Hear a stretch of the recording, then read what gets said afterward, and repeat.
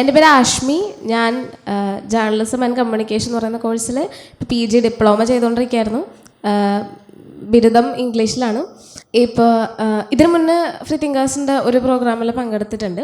ഇന്ന് പറയാൻ പോകുന്ന ഈ ഒരു വിഷയം ഞാൻ അതിശാസ്ത്രീയമായിട്ടുള്ള രീതിയിൽ ഒരു പഠനം നടത്തിയിട്ടുള്ള ഒരു അവതരണമല്ല.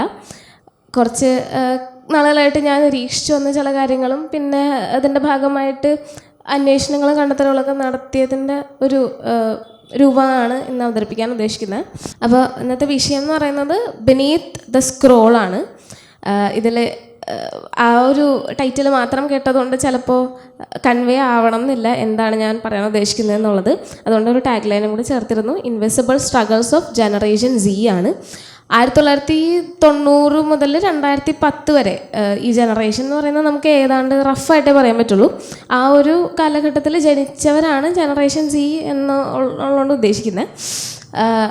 അവരുടെ ബുദ്ധിമുട്ടുകൾ അവരനുഭവിക്കുന്ന പ്രശ്നങ്ങളാണ് പ്രധാനമായിട്ടും ഇതുകൊണ്ട് ഉദ്ദേശിക്കുന്നത്. നമുക്ക് പഴയ ജനറേഷൻ പുതിയ ജനറേഷൻ എന്ന് വേണമെങ്കിൽ ഒരു എളുപ്പത്തിന് പറയാം. ഇതിൽ സ്ക്രോൾ എന്നുള്ള വാക്ക് എന്താണെന്ന് എല്ലാവർക്കും മനസ്സിലായി കാണുമല്ലോ. നമ്മൾ കാലത്ത് തൊട്ട് നമ്മളുടെ കയ്യിലിരിക്കുന്ന സ്മാർട്ട് ഫോൺ ഉപയോഗിച്ച് നമ്മൾ ചെയ്തുകൊണ്ടിരിക്കുന്ന കാര്യം ഇങ്ങനെ കൈകൊണ്ട് അമർത്തി താഴേക്കുള്ളത് വായിക്കാൻ വേണ്ടിയിട്ട് സ്ക്രോൾ ചെയ്യാണ് നമ്മൾ ചെയ്യുന്നത്. അപ്പോൾ പ്രധാനമായിട്ടും പഴയ ജനറേഷൻ്റെയും പുതിയ ജനറേഷൻ്റെയും ബേസിക് ആയിട്ടുള്ള ഡിഫറൻസ് ഇതിൽ 1980 മുതൽ 2000 വരെ ഉള്ളതിനാണ് ഞാൻ പഴയ ജനറേഷനിൽ എഴുതിയിരിക്കുന്നത്. അതിന് മുമ്പുള്ളത് നമുക്ക് കൂട്ടാം. അവരുടെ പ്രശ്നങ്ങൾ എത്രത്തോളം വിസിബിൾ ആയിരുന്നു, നമുക്ക് പെട്ടെന്ന് കാണാൻ പറ്റുന്നതായിരുന്നു. അവരുടെ പ്രശ്നങ്ങൾ, പഴയ കാലത്തിൻ്റെ പ്രശ്നങ്ങൾ കുറച്ചുകൂടി വിസിബിൾ ആയിരുന്നു എന്നുള്ളത്. നമുക്ക് കണ്ണുകൾ കൊണ്ട് കൃത്യമായിട്ട് കാണാനും അടയാളപ്പെടുത്താനും കഴിഞ്ഞിരുന്ന പ്രശ്നങ്ങളും ഇന്ന് എന്നാൽ അതുപോലെ അല്ലാത്ത നമ്മൾ പെട്ടെന്ന് തിരിച്ചറിയാൻ കഴിയാത്ത പ്രശ്നങ്ങളാണ് നടക്കുന്നതെന്നുള്ളതാണ് ഞാൻ ഉദ്ദേശിച്ചത്. ഞാൻ ശാസ്ത്ര സാഹിത്യ പരിഷത്ത് എന്ന് പറയുന്നൊരു സംഘടനയിലുണ്ട്. അപ്പോൾ സംഘടനയുടെ അല്ലെങ്കിൽ എന്തെങ്കിലും ഒരു തരത്തിലുള്ളൊരു സാമൂഹ്യ പ്രവർത്തനത്തിലേക്ക് എന്തുകൊണ്ട് ഇന്നത്തെ ജനറേഷൻ അധികം വരാൻ വേണ്ടി കാണിക്കുന്നില്ല. അതായത് ഇപ്പോൾ രാഷ്ട്രീയ പാർട്ടികളിൽ പ്രവർത്തിക്കുന്നവർ ഇപ്പോഴും ഉണ്ട്, പണ്ടത്തെ പോലെ തന്നെ. പക്ഷേ മറ്റു പല കാര്യങ്ങളിലും ഒരു ഭയങ്കര അടിയന്തരമായിട്ടുള്ള അവസ്ഥ വന്നാലല്ലാതെ പുതിയ ജനറേഷനിലുള്ള ആളുകൾ എന്തുകൊണ്ട് ഇടപെടുന്നില്ല? ഇപ്പം തന്നെ ഈ ഇത്തരത്തിലൊരു പ്രോഗ്രാമിൽ വന്നിരിക്കുന്നവരുടെ പ്രായം, അതായത് ഒരു 25 വയസ്സിന് താഴെയുള്ള ആൾക്കാർ അല്ലെങ്കിൽ 30 വയസ്സിന് താഴെയുള്ള ആൾക്കാരുടെ തന്നെ എണ്ണത്തിലുള്ള ഭയങ്കരമായിട്ടുള്ളൊരു കുറവ് ഞാൻ എവിടെ പോയാലും നോട്ടീസ് ചെയ്യാറുണ്ട്. അപ്പം അതെന്തുകൊണ്ടായിരിക്കും എന്നുള്ളത് ഞാൻ ആലോചിക്കുമായിരുന്നു. അപ്പം എനിക്കറിയാവുന്ന ആളുകളായിട്ട് സംസാരിക്കുന്ന സമയത്ത് എനിക്ക് കിട്ടിയിട്ടുള്ള ഒരു അറിവെന്ന് പറയുന്നത് പണ്ടത്തെ പ്രശ്നങ്ങൾ അല്ലെങ്കിൽ ജീവിത സാഹചര്യം അങ്ങനെ ആയിരുന്നുകൊണ്ട് ആ ജീവിത സാഹചര്യത്തിൽ എന്തെങ്കിലും മെച്ചപ്പെടുത്തലുകൾ വേണം എന്നുള്ള ആവശ്യം, ആ ബോധം ഉള്ളിൽ നിന്ന് വന്നിരുന്നുകൊണ്ടാണ് ആളുകൾ കൂടുതലായിട്ടും പ്രവർത്തനങ്ങളിലേക്ക്, സംഘടനകളിലേക്ക് ഒക്കെ ഇറങ്ങിക്കൊണ്ടിരുന്നത്. ഇന്ന് അതിൻ്റെ ആവശ്യകത ഇല്ല എന്നുള്ളൊരു ഉത്തരവാണ് എനിക്ക് കിട്ടിയത്. അപ്പോൾ പഴയ ആളുകളുടെ പ്രശ്നങ്ങൾ എന്തൊക്കെയാണ് എന്നുള്ളത് ഞാനൊരു കണക്കെടുപ്പ് പോലെ നടത്തുമ്പോൾ പ്രധാനമായിട്ടും ദാരിദ്ര്യമുണ്ട്, പോവർട്ടിയും ഡെയിലി വേജിൻ്റെ സ്ട്രഗിൾസും. ദാരിദ്ര്യം ഒരു പ്രധാനപ്പെട്ട പ്രശ്നമായിരുന്നു ഒരു 2000-ന് മുന്നേ ഉള്ള സമയങ്ങളിൽ. അന്നത്തെ കിട്ടുന്ന കൂലി കൊണ്ടാണ് ഒട്ടുമിക്ക ആളുകൾ 80% ആളുകളും മുന്നോട്ട് പോയിക്കൊണ്ടിരുന്നത്. പിന്നെ അൺഎംപ്ലോയ്മെൻറ്റും അണ്ടർ എംപ്ലോയ്മെൻറ്റും ഉണ്ടായിരുന്നു, ജോലിയില്ലായ്മ എന്നുള്ളൊരവസ്ഥ ഉണ്ടായിരുന്നു. പിന്നെ മാൽന്യൂട്രീഷൻ ഉണ്ടായിരുന്നു, കുട്ടികൾക്ക് വേണ്ടത്ര പോഷകാഹാരങ്ങൾ കിട്ടുന്നില്ല. ദാരിദ്ര്യത്തിൻ്റെ ഭാഗമായിട്ട് വരുന്നൊരു കാര്യം തന്നെയാണത്. പിന്നെ ഹെൽത്ത് ഗ്യാപ്സ് ഉണ്ടായിരുന്നു, അതായത് നല്ല ആരോഗ്യമുള്ള ആളുകൾക്ക് നല്ല രീതിയിൽ മുന്നോട്ട് പോകാനുള്ള ഒരു അവസരമുണ്ട്, എന്നാൽ കൃത്യമായ രീതിയിലുള്ള ഭക്ഷണമോ അല്ലെങ്കിൽ മറ്റ് ആവശ്യ സൗകര്യങ്ങളോ കിട്ടാത്ത ആളുകൾ ഭയങ്കരമായിട്ട് മോശപ്പെട്ട അവസ്ഥയിലാണ് ജീവിച്ചിരുന്നത്. പിന്നെ പാട്രിയാർക്കി, പുരുഷാധിപത്യം എന്ന് പറയുന്ന ഒരു സോഷ്യൽ സിസ്റ്റമാണ് നിലനിന്നിരുന്നത്. അപ്പോൾ അതിൽ ഫെമിനിസം ഒക്കെ പോലുള്ള ആശയങ്ങൾ അധികം ശക്തമാകുന്നതിന് മുൻപുള്ള ഒരു കാലഘട്ടം ആയതുകൊണ്ട് തന്നെ അതിൻ്റെതായിട്ടുള്ള ബുദ്ധിമുട്ടുകളുണ്ടായിരുന്നു. പുരുഷന്മാരുടെ ആധിപത്യത്തിൻ്റെ കീഴിൽ ജീവിക്കേണ്ടി വന്ന ഒരവസ്ഥയുണ്ടായിരുന്നു. പിന്നെ ഡൗറിയുമായിട്ട് ബന്ധപ്പെട്ട വയലൻസുകൾ, സ്ത്രീധന മരണങ്ങൾ ഇപ്പോഴും സംഭവിക്കുന്നുണ്ട്, ഇല്ല എന്ന് പറയാൻ കഴിയില്ല. പക്ഷേ അന്ന് അത് കുറച്ചുകൂടി നോർമൽ ആയിരുന്നു. ഇന്നത്തെ പോലെ പ്രതികരിക്കാനുള്ള ഒരു അവസരം ഒരു പക്ഷേ ഉണ്ടായിരുന്നിരിക്കില്ല. പിന്നെ കാസ്റ്റ് ബേസ്ഡ് ആയിട്ടുള്ള ഡിസ്ക്രിമിനേഷൻസ് ഇന്നും ഇല്ല എന്ന് നമുക്ക് തീർത്ത് പറയാൻ കഴിയില്ലെങ്കിൽ പോലും അന്നത്തെ കാലത്ത് അത് കൂടുതലായിരുന്നു എന്നുള്ളതാണ് നിരീക്ഷിക്കാൻ കഴിയുന്നത്. പിന്നെ ഇൻഫ്രാസ്ട്രക്ചർ ഹാർഡ്ഷിപ്സ് എന്നുള്ളതുകൊണ്ട് ഉദ്ദേശിക്കുന്നത് കൃത്യമായിട്ടുള്ള ഒരു വീടോ സൗകര്യങ്ങളോ ഒന്നും എല്ലാ ആളുകൾക്കും, എല്ലാ തരത്തിൽപ്പെട്ട ആളുകൾക്കും അവൈലബിൾ ആയിരുന്നില്ല. ബേസിക് ആയിട്ടുള്ള നമ്മളെ നീഡുകൾ, വാട്ടർ, അതുപോലെ വൈദ്യുതി, വെള്ളം, അതുപോലെ റോഡുകളൊന്നും അത്ര വികസിതമായിരുന്നില്ല. അല്ലെങ്കിൽ വികസനത്തിൻ്റേതായിട്ടുള്ള നല്ല കാര്യങ്ങളൊന്നും അനുഭവിക്കാൻ കഴിയാതിരുന്ന ഒരു തലമുറയാണ്. അതായത് അവരുടെ പഴയ ജനറേഷൻ്റെ ഒരു 20s 30s കാലഘട്ടത്തിൽ ഈ തരത്തിലുള്ള ഡെവലപ്മെൻറ്റ്സ് ഒന്നും അധികം ലഭിച്ചിട്ടില്ല. പിന്നെ അസുഖങ്ങളൊക്കെ കൂടുതൽ പറഞ്ഞിരുന്നത് ഇപ്പോൾ കോവിഡ് മഹാമാരി പോലുള്ള ഒരു ഇതല്ലാതെ ഭയങ്കര അഡ്വാൻസ്ഡ് ആയിട്ടുള്ള ചികിത്സയ്ക്കൊന്നും ഒരവസരം ഇല്ലാണ്ടിരുന്ന ഒരു കാലഘട്ടമായിരുന്നു അത്. കോളറയും TB ടൈഫോയിഡും പോലുള്ള രോഗങ്ങളൊക്കെ ഭയങ്കരമായിട്ട് പടരാൻ സാധ്യതയുള്ള, നമുക്കത് ഒരു പരിധി കൂടുതൽ അതിനെ നിയന്ത്രിച്ച് നിർത്താൻ കഴിയാത്ത ഒരവസ്ഥയായിരുന്നു ഉണ്ടായിരുന്നത്. അപ്പോൾ മൊത്തത്തിലെടുക്കുകയാണെന്നുണ്ടെങ്കിൽ പാസ്റ്റ് സ്ട്രഗിൾസിൻ്റെ പ്രധാനപ്പെട്ട ട്രീറ്റ്സ് എന്ന് പറയുന്നത്, ക്യാരക്ടറിസ്റ്റിക്കുകൾ എന്ന് പറയുന്നത് അത് എക്സ്റ്റേണൽ ആയിരുന്നു. ഈ പറയുന്ന എല്ലാ കാര്യങ്ങളും ബേസിക് ആയിട്ടുള്ള പാർപ്പിടമില്ല, ഭക്ഷണമില്ല, മാൽ ന്യൂട്രീഷൻ ഉണ്ട്, പിന്നെ കാസ്റ്റ് വയലൻസുകൾ, ഡൗറിയുമായിട്ട് ബന്ധപ്പെട്ട വയലൻസുകൾ, ഇങ്ങനെയുള്ള കാര്യങ്ങളെല്ലാം നമുക്ക് കണ്ണുകൊണ്ട് നോക്കി കാണാനും നമുക്ക് മറ്റുള്ളവർ സംസാരിക്കുന്നതിലൂടെ അറിയാനും കഴിയുന്ന തരത്തിലുള്ള പ്രശ്നങ്ങളായിരുന്നു. ഇത് നമുക്ക് പത്രങ്ങളിൽ വാർത്തകളായിട്ട് വരെയും അല്ലാതെ പോലീസ് സ്റ്റേഷനിൽ പോയി കേസ് കൊടുക്കാൻ പറ്റുമോ, അങ്ങനെ നമുക്ക് ഫിസിക്കലായിട്ട് പരിഹരിക്കാൻ കഴിയുന്ന, എക്സ്റ്റേണലായിട്ട് കാണാൻ കഴിയുന്ന തരത്തിലുള്ള പ്രശ്നങ്ങളായിരുന്നു കുറച്ചു കാലം മുന്നേ ഉള്ള ജനറേഷനുകൾക്ക് ഉണ്ടായിരുന്നത്. ഇന്നും ഇപ്പം എൻ്റെ പ്രായത്തിലുള്ളൊരു കുട്ടീനോട് ആളുടെ മാതാപിതാക്കൾ പറയുന്നത് ഇന്ന പ്രശ്നങ്ങളിലൂടെ കടന്നു വന്നിട്ടാണ് ഞങ്ങളിവിടെ നിൽക്കുന്നത് എന്നുള്ളതാണ്.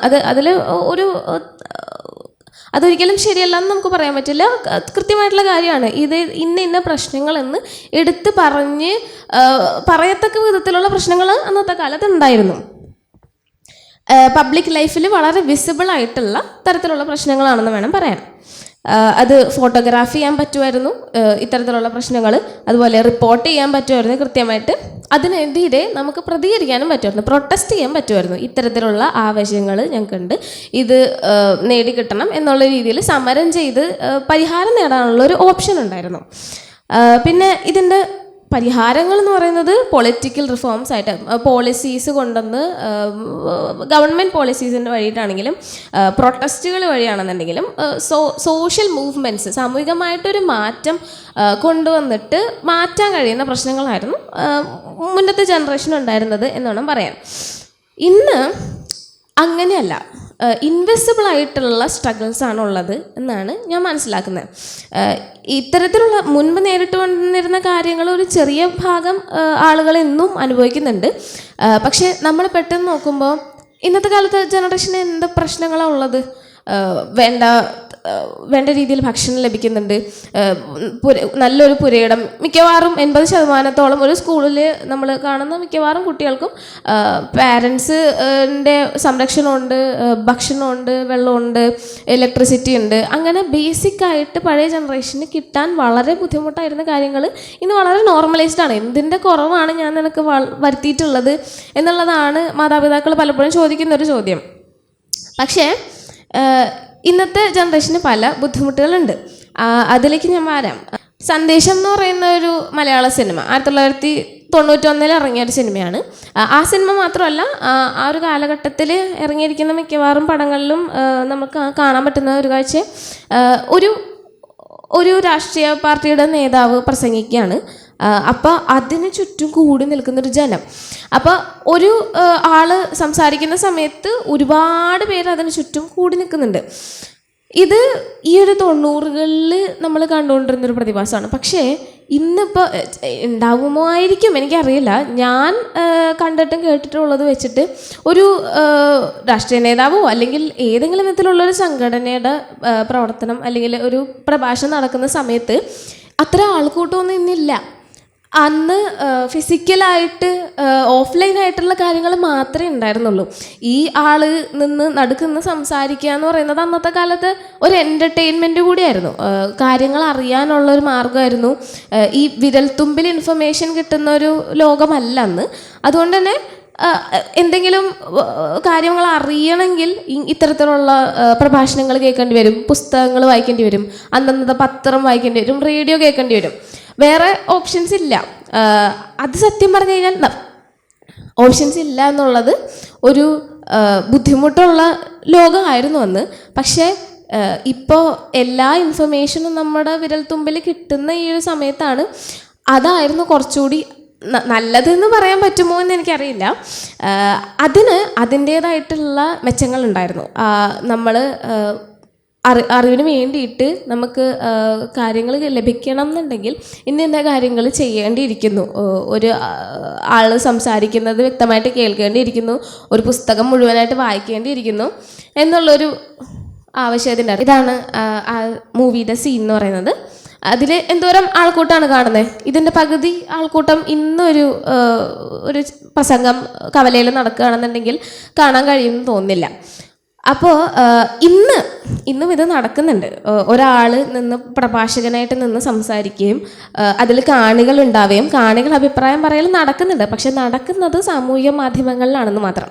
ഇൻസ്റ്റഗ്രാം, ഫേസ്ബുക്ക്, ട്വിറ്റർ പോലുള്ള സ്ഥലങ്ങളിൽ ഇതുപോലെ പോസ്റ്റ് ഇടുന്ന വ്യക്തി ഈ പ്രഭാഷകനായിട്ടും അതിൻ്റെ അടിയിൽ വന്നിട്ട് കമൻറ്റ് ചെയ്യുകയും ലൈക്ക് ചെയ്യുകയും ചെയ്ത് റെസ്പോണ്ട് ചെയ്യുന്ന വ്യക്തികൾ കാണികളായിട്ടും സംഭവിക്കുന്നുണ്ട്. പക്ഷേ ഇങ്ങനെ ഓഫ്ലൈനായിട്ട് നടന്നിരുന്ന ഒരു സോഷ്യൽ ഇൻറ്ററാക്ഷൻ എന്നുള്ള നിലയിൽ നടന്നിരുന്ന കാര്യം അത്തരത്തിൽ ഓൺലൈനിലേക്ക് മാറ്റപ്പെടുന്ന സമയത്ത് അതിൻ്റേതായിട്ടുള്ള പ്രശ്നങ്ങളുണ്ട്. അപ്പോൾ ഇന്നത്തെ ഇൻവിസിബിളായിട്ടുള്ള സ്ട്രഗിൾസിലേക്ക് കടക്കുകയാണെങ്കിൽ പ്രധാനമായിട്ടും എല്ലാവർക്കും അറിയാവുന്ന പോലെ ഡിജിറ്റൽ ഏജാണ് ഇന്ന് സംഭവിച്ചുകൊണ്ടിരിക്കുന്നത്. അതിൻ്റേതായിട്ടുള്ള ആൻസൈറ്റിയും സ്ക്രീൻ അഡിക്ഷൻ പോലുള്ള കാര്യങ്ങളുണ്ട്. നമുക്ക് എല്ലാവർക്കും അറിയാം ഇത് ഡിജിറ്റൽ ഏജ് ആണെന്നുള്ളത്. പ്രത്യേകിച്ച് 2000-ന് ശേഷം ജനിച്ച കുട്ടികളെന്ന് പറയുമ്പോൾ ഓരോരുത്തരും ഞങ്ങൾ കഴിഞ്ഞ ദിവസം ക്ലാസ്സിൽ സാറ് പഠിപ്പിച്ച പോലെ ഓരോ ആൾക്കാരുടെയും ജീവിതത്തെ സ്വാധീനിച്ചിട്ടുള്ളൊരു മാധ്യമമുണ്ട്. കുറച്ചു കാലം മുന്നേ ആയിരുന്നെങ്കിൽ ഏറ്റവും തുടക്കകാലങ്ങളിൽ അത് പത്രങ്ങളും അതുപോലെ പാംഫ്ലെറ്റുകളും ഒക്കെ ആയിരുന്നു. അത് കഴിഞ്ഞിട്ട് പിന്നെ റേഡിയോ ആവാൻ തുടങ്ങി, കേട്ട് കാര്യങ്ങൾ മനസ്സിലാക്കാൻ തുടങ്ങി. പിന്നെ അത് കഴിഞ്ഞ് കുറേ പേരുടെ ജീവിതം എന്ന് പറയുന്നത് ടെലിവിഷൻ ആണ് ഭയങ്കരമായിട്ട് അവരെ സ്വാധീനിച്ചേക്കുന്നത്.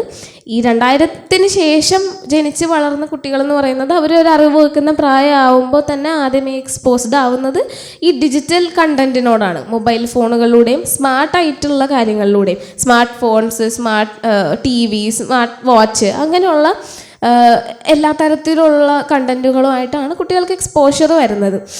അതിൻ്റെ ഭാഗമായിട്ട് ഒരുപാട് പ്രശ്നങ്ങൾ യഥാർത്ഥത്തിലുണ്ട്. നമ്മളത് ഒട്ടും ശ്രദ്ധിക്കാതെ വിടുന്നൊരു കാര്യമാണ് ശരിക്കും. ഈ ഒരുപാട് വിവരങ്ങൾ ഒറ്റയടിക്ക് നമ്മളിലേക്ക് എത്തുന്നതിൻ്റെ ഒരു ബുദ്ധിമുട്ടുണ്ട്. മറ്റ് ഒരു ജനറേഷനിൽ ജനിച്ച് ഇവിടെ വരെ ജീവിച്ച് വന്ന ഒരാൾക്ക് മനസ്സിലാക്കാൻ കഴിയാത്ത ചില പ്രശ്നങ്ങളാണ് ഇന്നത്തെ കാലത്തെ കുട്ടികൾ അനുഭവിച്ചുകൊണ്ടിരിക്കുന്നത്. ജനിച്ച് വീഴുമ്പോൾ തൊട്ടേ ഒരുപാട് ഇൻഫർമേഷനുമായിട്ട് എക്സ്പോഷർ വരുന്ന ആളുകൾക്ക് ഏത് ഇൻഫർമേഷനാണ് എടുക്കേണ്ടത്, ഏതാണ് കളയേണ്ടത്, ഏതാണ് ആവശ്യമുള്ളത്, ഏതിലേക്കാണ് ഞാൻ പോകേണ്ടത് എന്നുള്ളതിനെ പറ്റി കൃത്യമായിട്ടുള്ള ധാരണയില്ല.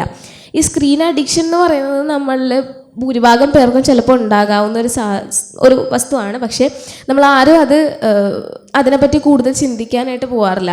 എനിക്കിതുണ്ടോ എന്നുള്ളത്, എനിക്കിതില്ല എന്ന് സ്വയമേ തീരുമാനിച്ച് മാറ്റിവെക്കുക അല്ലാതെ എനിക്കിതുണ്ടോ എന്ന് ആത്മാർത്ഥമായിട്ട് അന്വേഷിക്കാൻ വേണ്ടി ആരും തുനിയാറില്ല. പിന്നെ വരുന്നൊരു കാര്യമാണ് loneliness despite hyper connection. Hyper കണക്ഷൻ്റെ ഒരു ലോകമാണ്. അതായത് ഇവിടെ നിൽക്കുന്നൊരു വ്യക്തിക്ക് അമേരിക്കയിലോ ഇംഗ്ലണ്ടിലോ ആഫ്രിക്കയിലോ നിൽക്കുന്ന മറ്റൊരു വ്യക്തിയുമായിട്ട് കണക്ഷൻ സ്ഥാപിക്കുക എന്ന് പറയുന്നത് വളരെ എളുപ്പമാണ്. ഇപ്പോൾ കുറച്ച് കാലം മുന്നേ ആയിരുന്നെങ്കിൽ അത് നടക്കില്ല. നമുക്ക് ഈ ഇന്ത്യയിലെ തന്നെ വേറൊരു ഭാഗത്തേക്ക് ഒരാൾക്ക് എന്തെങ്കിലും സന്ദേശം കൈമാറണം എന്നുണ്ടെങ്കിൽ ടെലിഗ്രാഫ്, കമ്പിയടി പോലുള്ള സംവിധാനങ്ങളോ അല്ലെങ്കിൽ കത്തുകളോ അങ്ങനെ നാളുകളേറെ എടുക്കുന്ന ഒരു സാധനം വെച്ചിട്ട് നമുക്ക് അങ്ങനെ ഒരു കണക്ഷൻ നിലനിർത്തിക്കൊണ്ട് വരിക എന്ന് പറയുന്നത് വളരെ ബുദ്ധിമുട്ടായിട്ടുള്ളൊരു കാര്യമായിരുന്നു. ഇന്നത് വളരെ എളുപ്പമാണ്.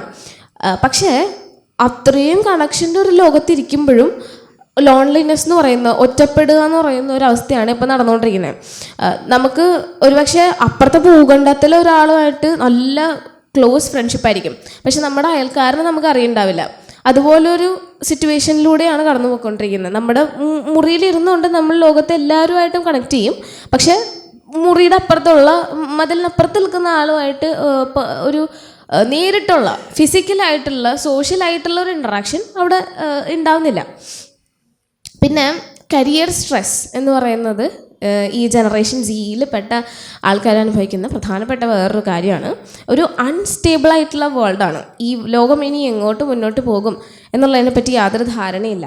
എല്ലാവരും ഓടിക്കൊണ്ടിരിക്കുകയാണ് എന്തിലേക്കോ, ഏതോ ഒരു ലക്ഷ്യത്തിലേക്ക്. കരിയർ സ്ട്രെസ് വരാനുള്ള പ്രധാനപ്പെട്ട കാരണം AI-യുടെ ഒരു കടന്നുകയറ്റമാണ് മറ്റ് എല്ലാ ഫീൽഡിലേക്കും. AI എന്ന് പറയുമ്പോൾ ആർട്ടിഫിഷ്യൽ ഇൻ്റലിജൻസ് നമ്മുടെ ജോലി സാധ്യതകൾ ഇല്ലാതാക്കുമോ എന്നുള്ള ഒരു പേടി എല്ലാവർക്കും ഉണ്ട് ജനറേഷൻ സിയിൽപ്പെട്ട. ഇപ്പോൾ പഴയ ജനറേഷനെ സംബന്ധിച്ചിടത്തോളം അവരുടെ ഭൂരിഭാഗം ജീവിതവും പഠിച്ചു, അതുമായിട്ട് ബന്ധപ്പെട്ട കാര്യങ്ങൾ ജോലി എടുത്തു, ഇപ്പം ഒരു റിട്ടയർമെൻറ്റ് അവസ്ഥയിലേക്ക് എത്തിക്കൊണ്ടിരിക്കുകയാണ്. അതേസമയം പുതിയതായിട്ട് കരിയർ ചൂസ് ചെയ്യേണ്ടി വരുന്ന, ഒരു ജോലി എടുക്കാൻ വേണ്ടി തയ്യാറാകുന്ന ഒരു വ്യക്തിയെ സംബന്ധിച്ചിടത്തോളം തൻ്റെ ജോലി എന്നാണ് ആർട്ടിഫിഷ്യൽ ഇൻ്റലിജൻസ് കൈയടക്കുക എന്നുള്ളതിനെ പറ്റി ഭയങ്കര ഒരു സ്ട്രെസ്സാണ് ഉണ്ടാവുക. പിന്നെ ക്ലൈമറ്റ് ഡ്രെഡ്, കാലാവസ്ഥ നമ്മൾ നിന്ന് നിൽപ്പിൽ മാറിക്കൊണ്ടിരിക്കുകയാണ്. മഴ വരുന്ന സമയത്ത് വെയിൽ വരിക, വെയിൽ വരുന്ന സമയത്ത് വെള്ളപ്പൊക്കം വരിക എന്നുള്ളൊരു രീതിയിലാണ് മുന്നോട്ട് പോയിക്കൊണ്ടിരിക്കുന്നത്. അത് മനുഷ്യജീവിതത്തിനെ ബാധിക്കുന്ന ഒരു കാര്യമാണ്. മുമ്പുണ്ടായിരുന്ന ഒരു കാലാവസ്ഥയല്ല ഇന്നത്തെ കാലത്ത് നടക്കുന്നത്. അത് പ്രശ്നങ്ങളിൽ ഒന്നായിട്ട് കൂട്ടാവുന്നൊരു കാര്യമാണ്. പിന്നെ ഈ സാമൂഹ്യ മാധ്യമങ്ങളിൽ ഇടപെടുന്നവരുടെ ഒരു പ്രധാനപ്പെട്ട പ്രശ്നമാണ് ലൈക്കുകളും ഫോളോവേഴ്സിൻ്റെ എണ്ണവുമാണ് തങ്ങളുടെ സെൽഫ് വർത്ത് ഡിസൈഡ് ചെയ്യുന്നത്. സ്വന്തമായിട്ട് ഒരു വാല്യൂ ഉണ്ടാവുക. എന്നെ ഞാൻ ബിൽഡ് ചെയ്യുന്നത് ഇങ്ങനെ ഒരു ഫിസിക്കലായിട്ടുള്ള വേൾഡിൽ നിന്നുകൊണ്ടല്ല, എൻ്റെ ഒരു വിർച്വൽ വേൾഡിലാണ് ഞാൻ എന്നെ ബിൽഡ് ചെയ്യുന്നത്. എൻ്റെ ഇൻസ്റ്റഗ്രാം പ്രൊഫൈൽ അല്ലെങ്കിൽ എൻ്റെ ഫേസ്ബുക്ക് പ്രൊഫൈലാണ് എന്നെ നിർണ്ണയിക്കുന്നത് എന്നുള്ളൊരു ഘട്ടത്തിലേക്കാണ് കാര്യങ്ങൾ എത്തിയിരിക്കുന്നത്. നമ്മൾ ജോലി ചെയ്യുന്നത് അല്ലെങ്കിൽ കോളേജിൽ പഠിക്കുന്ന സമയത്ത് അല്ലെങ്കിൽ ഒരു സ്ഥാപനത്തിൽ ജോലി ചെയ്യുന്ന സമയത്ത് നമ്മളെന്താണ് എന്നുള്ളതിനല്ല ഇവിടെ ഇപ്പോൾ വാല്യൂ ഇന്നത്തെ കാലത്ത് കിട്ടുന്നത്. അത് നമ്മൾ ഇൻസ്റ്റഗ്രാമിൽ നമ്മൾ സ്റ്റോറി ഇടുന്നതോ വാട്സാപ്പിൽ സ്റ്റാറ്റസ് ഇടുന്നതോ എങ്ങനെയാണ് എന്നുള്ളത് വെച്ചിട്ടാണ് നമ്മൾ ആളുകളെ വിലയിരുത്തിക്കൊണ്ടിരിക്കുന്നത്. ബയോ എത്ര മനോഹരമായിട്ടാണ് എഴുതിയിരിക്കുന്നത് എന്നുള്ളതനുസരിച്ചിട്ടാണ് ആ വ്യക്തിയുടെ മൂല്യത്തിനെ നമ്മൾ വിലയിരുത്തിക്കൊണ്ടിരിക്കുന്നത്. നമ്മൾ ഇടുന്ന പോസ്റ്റുകളുടെ ലൈക്കും ഷെയറും അങ്ങനെയുള്ള കാര്യങ്ങളൊക്കെ അനുസരിച്ച് അതിനനുസൃതമായിട്ടാണ് ആ വ്യക്തിനെ തന്നെ നിർണ്ണയിച്ചുകൊണ്ടിരിക്കുന്നത്. അപ്പോൾ എല്ലാം ഇതുവരെ പറഞ്ഞ കാര്യങ്ങളൊന്ന് ചുരുക്കി നോക്കുകയാണെന്നുണ്ടെങ്കിൽ ഇത് കുറച്ച് എക്സ്ട്രാ കാര്യങ്ങളാണ്. ചൈൽഡ്ഹുഡ് വാനിഷ് ആയിക്കൊണ്ടിരിക്കുകയാണ്, അദൃശ്യമായിക്കൊണ്ടിരിക്കുകയാണ്. കാരണം അഡൾട്ട് പ്രോബ്ലംസ്, അതായത് ഇപ്പോൾ വാർ, യുദ്ധം, അല്ലെങ്കിൽ യുദ്ധം എന്ന് പറയുന്ന കാര്യങ്ങളൊക്കെ മുമ്പും ഉണ്ടായിരുന്നു. 1-ാം ലോകമഹായുദ്ധം 2-ാം ലോകമഹായുദ്ധമൊക്കെ വന്നിട്ടുണ്ട്. പക്ഷേ അപ്പോഴും കുട്ടികൾ കുട്ടികളായി തന്നെ ഇരിക്കുക എന്നുള്ളൊരു കാര്യം ഉണ്ടായിരുന്നു. പക്ഷേ ഇന്നങ്ങനെയല്ല. ഈ സാമൂഹ്യ മാധ്യമങ്ങളുടെ വരവോടുകൂടി തന്നെ പ്രത്യേകിച്ച് യുദ്ധം പോലുള്ള കാര്യങ്ങൾ, അല്ലെങ്കിൽ പോണോഗ്രഫി, അല്ലെങ്കിൽ അഡൾട്ട് പ്രോബ്ലംസിന് കുട്ടികൾക്ക് ആക്സസ് ചെയ്യാൻ വളരെ എളുപ്പമാണ്. അത് വലിയ ആൾക്കാരുടെ കാര്യങ്ങളാണെന്ന് പറഞ്ഞ് പണ്ട് മാറ്റി വെച്ചിരുന്ന കാര്യങ്ങൾ ഇന്ന് കുട്ടികൾ എടുക്കാൻ വേണ്ടി ഒരു തടസ്സവുമില്ല. അവർക്ക് ആക്സസ് കൂടുതലാണ്. അതുകൊണ്ട് തന്നെ ചൈൽഡ്ഹുഡും അഡൾട്ട്ഹുഡും തമ്മിലുള്ള ആ ഒരു വര, ആ ഒരു ലൈൻ ഇങ്ങനെ ബ്ലറായിക്കൊണ്ടിരിക്കുകയാണ്. പിന്നെ വളരെ ചെറുപ്പത്തിൽ തന്നെ ബേൺ ഔട്ട് ആവുകയാണ്. അതായത് കൂടുതൽ പ്രശ്നങ്ങളിലേക്ക് ഈ സമൂഹത്തിലേക്കും എക്സ്പോഷർ. എൻ്റെ അനിയനൊക്കെ ഇടയ്ക്ക് പറയാറുണ്ട് മതിയായി എന്നുള്ള രീതിയിൽ. അതായത് ജീവിച്ച് തുടങ്ങിയിട്ടേ ഉള്ളൂ, എന്ത് പ്രശ്നമാണ് ഈ കുട്ടിക്ക് ഈ പ്രായത്തിലുണ്ടാവുക എന്ന് നമ്മൾ ആലോചിക്കും. പക്ഷെ ചെറിയ പ്രായത്തിൽ തന്നെ ബേൺ ഔട്ട് ആവുകയാണ്. ഈ ലോകം ശരിയല്ല എന്നുള്ളൊരു തോന്നല. അത് പഴയ ജനറേഷനെ സംബന്ധിച്ച് ഒരു 30-40 വയസ്സാവുമ്പോൾ മാത്രം നമ്മൾ എത്തിക്കൊണ്ടിരുന്ന ആ ഒരു നിഗമനത്തിൽ കുട്ടികൾ ടീനേജ് ആകുമ്പോൾ തൊട്ട് എത്തിക്കൊണ്ടിരിക്കുകയാണ്. പിന്നെ ഒരു ഇല്യൂഷൻ ഓഫ് വെൽബീയിങ് ആണ്. ഞാൻ നല്ലോണമാണ് ഇരിക്കണേ എന്നുള്ളതിൻ്റെ ഒരു ഇല്യൂഷൻ മാത്രമാണ് ഉള്ളത് ഈ നമ്മൾ പ്രൊജക്റ്റ് ചെയ്യുന്നത് സാമൂഹ്യ മാധ്യമങ്ങളിലൂടെ ആണെങ്കിലും. ഓൺലൈൻ ലൈഫ്സിലും യഥാർത്ഥ ലൈഫ്സിലും തമ്മിൽ വളരെ വിസിബിളായിട്ടുള്ള വ്യത്യാസമായിരിക്കും ഉണ്ടാവുക. അപ്പം നമ്മൾ നേരത്തെ പറഞ്ഞത് ഒന്ന് കൾമിനേറ്റ് ചെയ്ത പോലെ പുതിയ കാലത്തെ പ്രശ്നങ്ങൾ കൾമിനേറ്റ് ചെയ്യുകയാണെങ്കിൽ ഇൻറ്റേർണലാണ്, മറ്റേത് എക്സ്റ്റേണൽ ആയിരുന്നെങ്കിൽ ഇത് ഇൻറ്റേർണലാണ്. സൈക്കോളജിക്കലായിട്ടുള്ള കാര്യമാണ്, ഡിറ്റക്റ്റ് ചെയ്യാൻ ബുദ്ധിമുട്ടാണ്. ഇപ്പം ഞാൻ പറഞ്ഞ കാര്യങ്ങളിൽ പലതും ഒരു പക്ഷേ ആരും ചിന്തിച്ച് നോക്കിയിട്ടുണ്ടാവില്ല. ഓ അങ്ങനെ പ്രശ്നങ്ങൾ ഉണ്ടല്ലേ എന്നുള്ളതൊരു പുതിയ കാര്യമായിട്ട് ചിലപ്പോൾ ഇപ്പോഴായിരിക്കും ചിന്തിക്കുന്നത്. അതുകൊണ്ട് തന്നെ ഹാർഡ് ടു ഡിറ്റക്റ്റ് ആണ്. പിന്നെ ഈ സ്ക്രീൻസിന് അടിയിൽ, അതാണ് ബിനീത്ത് ദ സ്ക്രോൾ എന്ന് ഞാൻ ഈ കാര്യത്തിന് പേര് കൊടുക്കാൻ കാരണം, നമ്മൾ ഈ സ്ക്രോൾ ചെയ്തുകൊണ്ടിരിക്കുന്നതിന് താഴെ എന്താണ് ഒളിഞ്ഞു കിടക്കുന്നത്, ഈ സോഷ്യൽ മീഡിയയുടെയും സ്ക്രീൻസിൻ്റെയൊക്കെ അടിയിലാണ് ഇത് കിടക്കുന്നത്. അതുപോലെ പേരൻസിനും ടീച്ചേഴ്സിനും ഈ സമൂഹത്തിന് മുഴുവൻ വിസിബിൾ അല്ല. എന്തോ പ്രശ്നമുണ്ട് ഇന്നത്തെ കുട്ടികൾക്ക് എന്നുള്ള തോന്നലല്ലാതെ അത് എന്തുകൊണ്ട് എന്നുള്ളത് ഒട്ടും വിസിബിൾ അല്ല. സൊല്യൂഷൻസ് ഒരു വ്യക്തവും കൃത്യമായിട്ടുള്ള സൊല്യൂഷൻ എന്ന് പറയാമോ എന്നറിയില്ല. പക്ഷേ കുട്ടികളോട് എമ്പതി ഉണ്ടാവാം. ഇന്നത്തെ കാലത്ത് ആൾക്കാരോട് ഇവരും ഇങ്ങനെ പ്രശ്നങ്ങൾ അനുഭവിക്കുന്നുണ്ടല്ലോ എന്നുള്ള ഒരു അറിവുണ്ടാവുക, അവയർനെസ് ഉണ്ടാവുക, അതുമായിട്ട് ബന്ധപ്പെട്ട ഒരു എമ്പതി ഉണ്ടാവുക, ഡിജിറ്റൽ ലിറ്ററസി ഉണ്ടാവുക. ഇത്തരത്തിലൊരു ഡിജിറ്റൽ ലോകത്ത് താമസിക്കുമ്പോൾ ജീവിക്കുമ്പോൾ അതിനെ പറ്റി അറിഞ്ഞിരിക്കുക. ആ ഒരു ലിറ്ററസി, നമുക്ക് സാക്ഷരത എന്ന് പറയുന്നത് എഴുത്തും വായനയും മാത്രം പോരാ, ഡിജിറ്റൽ ലോകത്ത് എങ്ങനെ ജീവിക്കാം എന്നുള്ളതിനെ പറ്റിയിട്ടും ഒരു സാക്ഷരത ഉണ്ടാവേണ്ടതുണ്ട്. അപ്പോൾ വിസിബിളും സ്ട്രക്ചറലുമായിട്ടുള്ള വാറുകൾ, യുദ്ധങ്ങൾ ഫൈറ്റ് ചെയ്തുകൊണ്ടിരുന്ന് ഓൾഡർ ജനറേഷനിൽ നിന്ന് ഇൻവിസിബിൾ ആയിട്ടുള്ള ഇമോഷണൽ വാർസ് ഫൈറ്റ് ചെയ്തുകൊണ്ടിരിക്കുന്ന ഒരു യങ്ങർ ജനറേഷനിലാണ് നമ്മളിപ്പോൾ നിൽക്കുന്നത്. അത് രണ്ട് എറകൾക്കും റെക്കഗ്നീഷൻ ആവശ്യമാണ്. പഴയവരുടെ സ്ട്രഗിൾസ് ഉള്ളതാണ്, പുതിയവരുടെ സ്ട്രഗിൾസും ഉള്ളതാണെന്നുള്ളത് നമ്മൾ അംഗീകരിക്കേണ്ടതുണ്ട്.